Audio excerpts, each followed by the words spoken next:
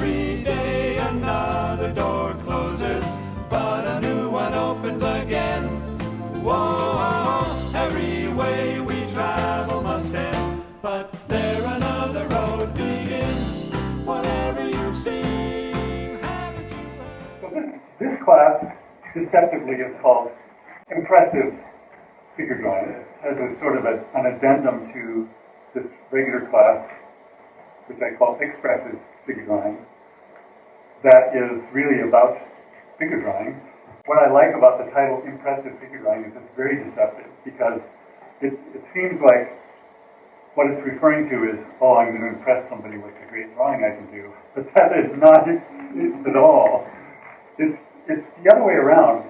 Expressive figure drawing is about being able to make yourself available as the artist. The assumption being, when people look at a piece of art, they're not really interested in the subject, sorry to say. They are interested in how the artist feels about the subject. That's where the real meat of the artwork is. And so expressive drawing is trying to get to that place where you're expressing who you are. But what I'm doing in this class is we're going to turn that spotlight around. So it's not on the model, it's on the artist. What's happening inside you? So for me, what's important about this is, are you being impressed by the experience? You know, are you responding to what's happening?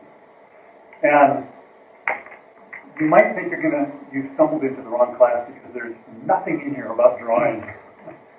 It's all going to be about theology and psychology and magic and all kinds of other stuff. So that's why I say, you know, if it doesn't work for you, I won't feel offended. I've been doing figure drawing all my adult life, and you know, I can average it once a week. I'll draw from the nude, and for me, it's like exercising. It's like eating well. For an artist, figure drawing is the vitamin C of art. It's playing piano scales. You know, it's what keeps your eye and your sensibility in gear. And nevertheless, every single class I've taken or ever heard of has to do with this kind of a visual experience. It's what I call first stage awareness. And you can easily spend your whole life doing that and never doing anything else. The figure is so captivating, and it's always new, and it's always presenting something that is magical and informative. And that's the first stage. And just as an example, this is a drawing that is done with that kind of awareness. It's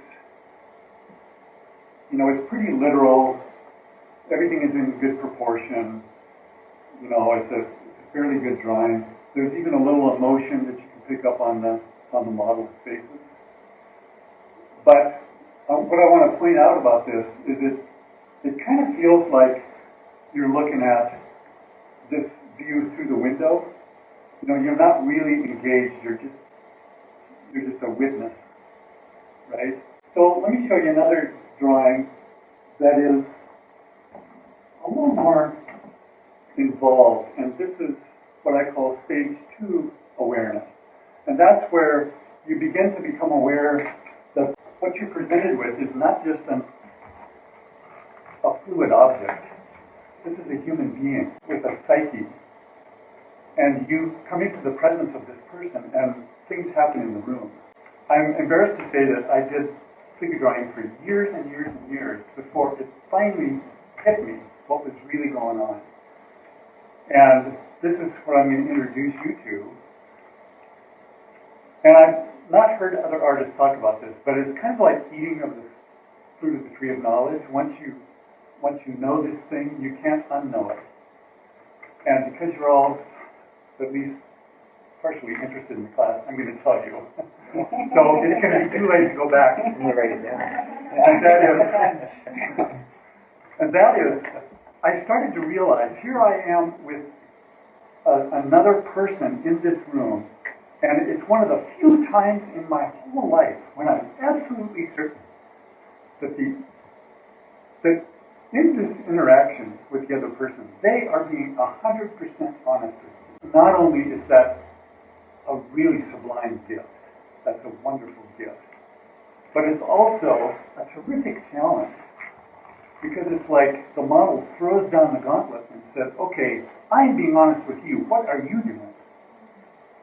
And man, once I figured that out, I couldn't not respond. And of course, the easy thing to do is to just throw off my own clothes and say, there, now I'm being honest too, so there.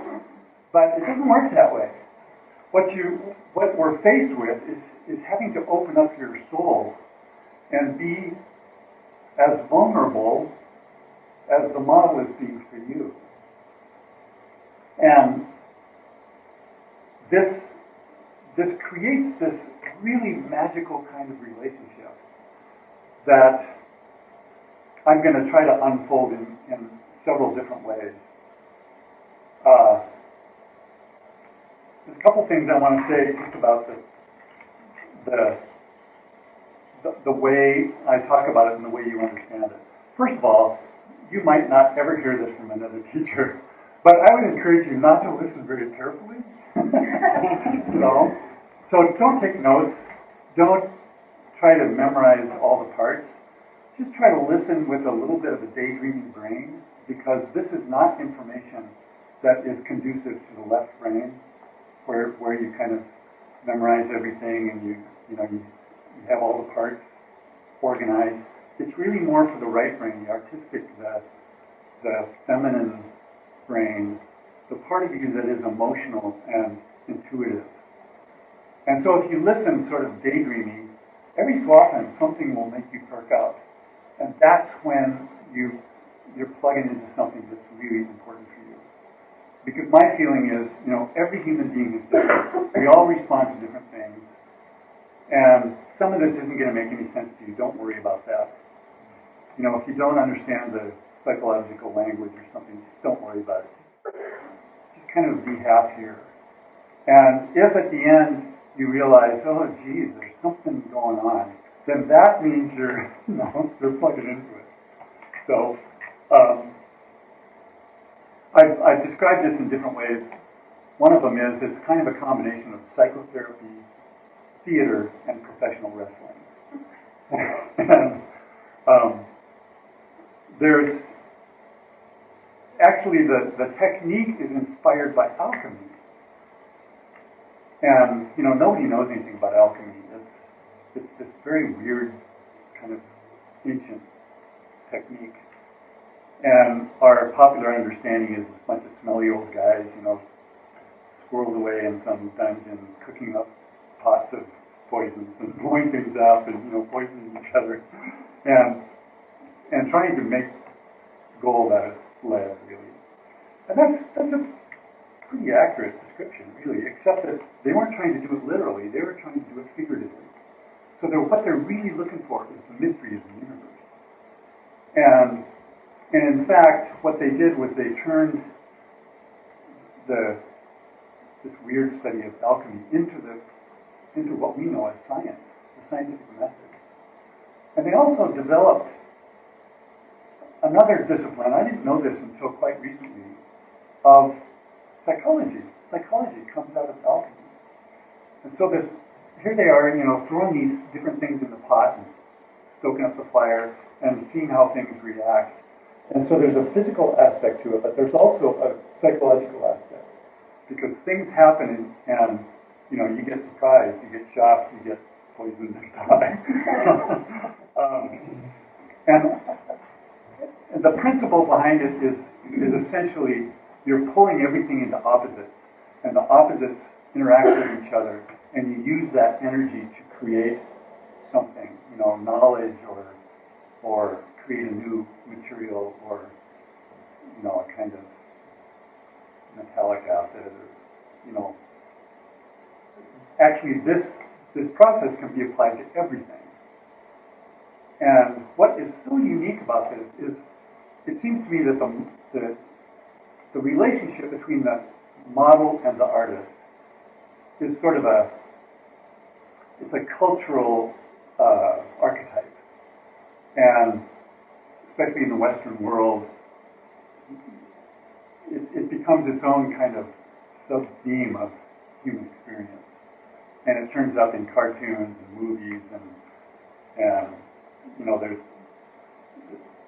when this thing comes up of the artist and the model, oftentimes there's a kind of seductive element, or there's a mysterious element, or danger, and I think that gives us a little bit of a hint that there's something more than meets the eye.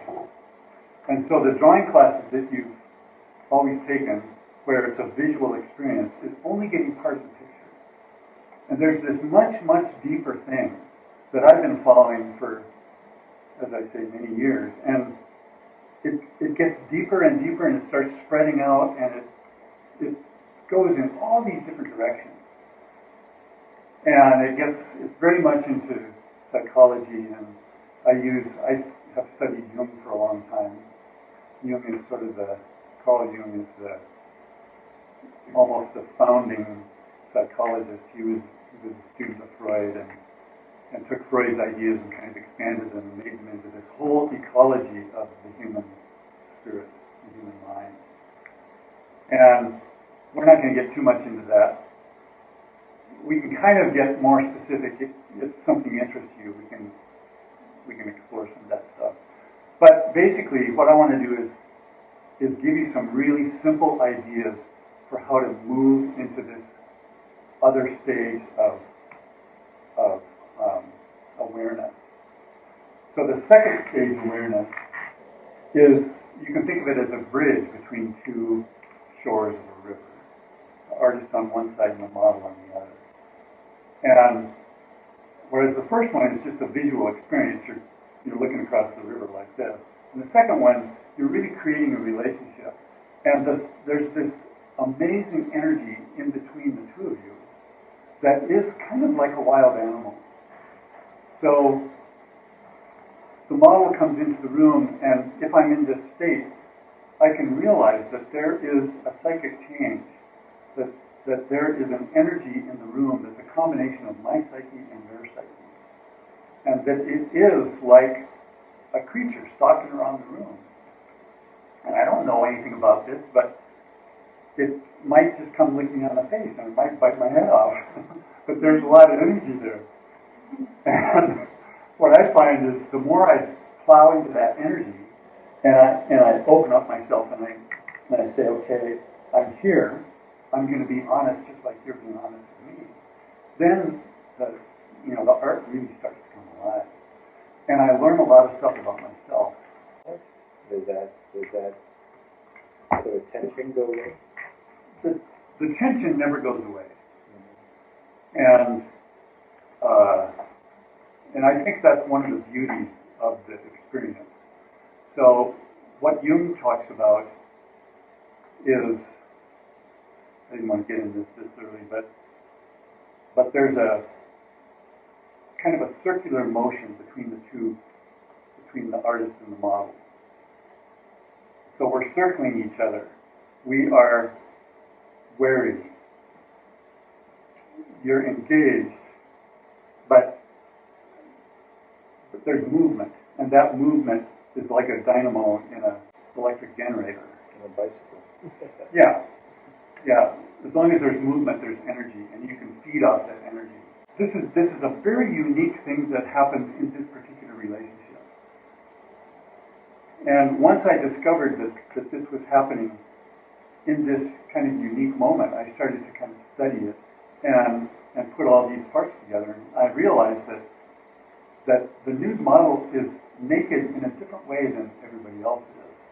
You go to the gym, you see naked people all over the locker room, but they are not. That's just a person without clothes on. But the model in this situation is somebody who is directly engaging you.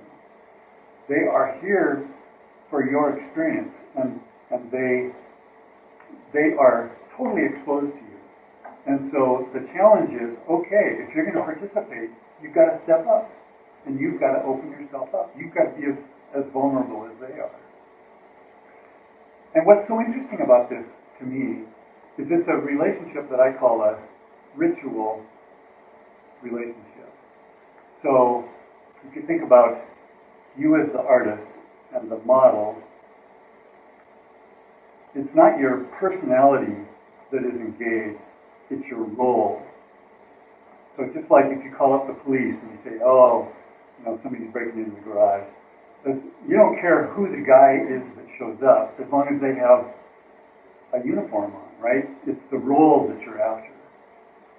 And the personality doesn't really make a difference. If that guy's busy, his partner comes and it all works.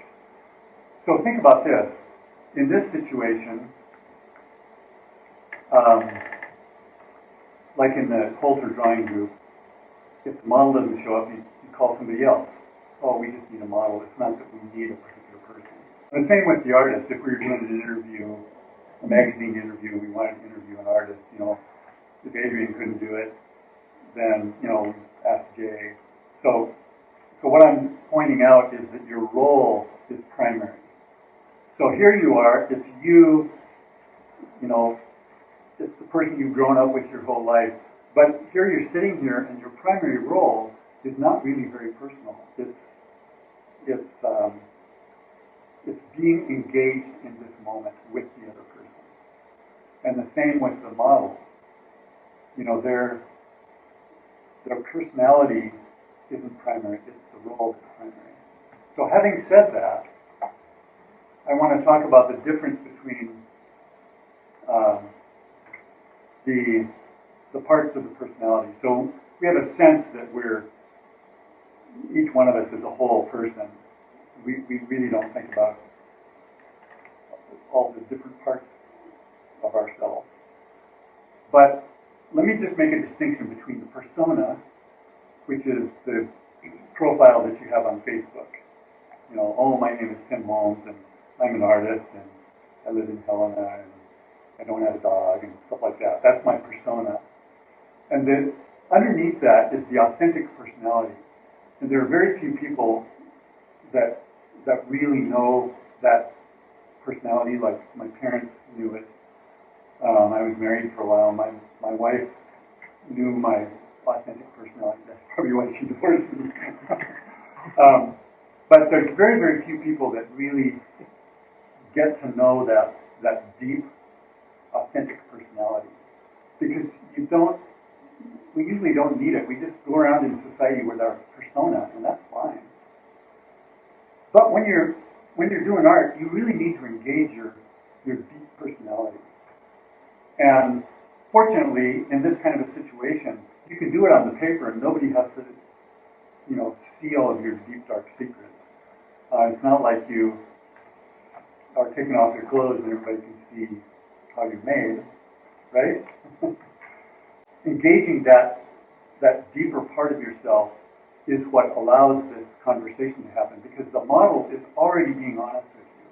And so then, by getting down into that deep part, you are participating in that experience. Does that make sense?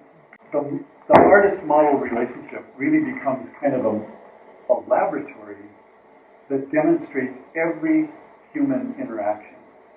Because as the artist, or as the model, the person you're engaged with is being a human being that you get to see for exactly who they are. And you, as the artist, are being a witness of that person. So if you think about it, this is the description of every single relationship in your life. There is a person being a human, and there is you being a witness to what that is like. And according to the rules of alchemy, you have to be separate in order for that reality to take place. Think about a baby who is born out of the mother's universe, and the two of them are not separate characters until the baby is able to look into the mother's eyes. And there's this amazing moment where the mother and the baby lock eyes. And that's when both of them are separated. That's when the baby becomes real. Up until that point, she's just an organ of the mother. And I think this is where the concept of God comes from. You know, that we realize that we are not the creators of the universe. But we can't make that realization until there's that separation. So one of the things that is the primary driver here is this idea that you are a separate being from the model. And whatever you can find about the model that is opposite to you, you can use that to create this this kind of dynamic energy. So that's what we're going to work on. As we go further into the process, I'll sort of expand some of those ideas and delineate the differences of some of these energies. But for the time being, I just want you to think about the fact that, first of all, your persona you can use when you're talking to each other, you know, but when you're drawing, just think about the fact that it's your deep personality that you want to engage. So if somebody's going to do a TV interview and they say, "Oh, Tim, you're such a great artist, do a drawing for us," you know, it's usually my persona that does the drawing because I know how to do it. Yeah, you know, I got my tools, I'm all ready to go, the lighting's good, you know, my hair looks good, thank you. And I'm already, you know, I can draw with my persona that way. But what really produces a great drawing is when I'm collapsed in the corner and I'm tired and I don't believe in myself, you know. That's when the real stuff happens. And that's when I've discovered the most powerful artwork comes out. And I'm being psychologically what Bree is being physically. She is being totally honest, and so I'm being totally honest. And so we come into this relationship that is absolutely unique. So if she steps out and somebody else comes back in, it's even if it's somebody who understands the technique and is engaging us, it's going to be a different experience because that psyche is different. But you can always find the distance between the two of you. And so there's always going to be energy. So I'm going to start out with the exercise. So stand up and grab a pencil and find a place on the floor to lay down. Just take a few breaths and relax a little bit and feel your weight going into the floor. Take a few more breaths and see if you can make yourself a little bit heavy. Close your eyes. Think about the fact that our planet, which is circling the sun and keeping all the seasons in order and keeping the weather in good shape and the seeds in the right place, that same planet is hanging on to you with this kind of dedication as if the planet had nothing else to do but hold you. And you have the same attraction to the planet. All your life you will be attached to this great mother. And the two of you will carry on this rich, dynamic relationship that would be sometimes referred to as gravity. I think of it as love. As a matter of fact, any two objects in the universe have this attraction to each other. If there were nothing in the universe except you and the planet, and you were on different ends of the universe, eventually you would come together. So keep in mind that you have this attraction to every other thing that exists, including the model we're going to work with. And so this attraction is the force that you're going to use to drive the process behind your drawing.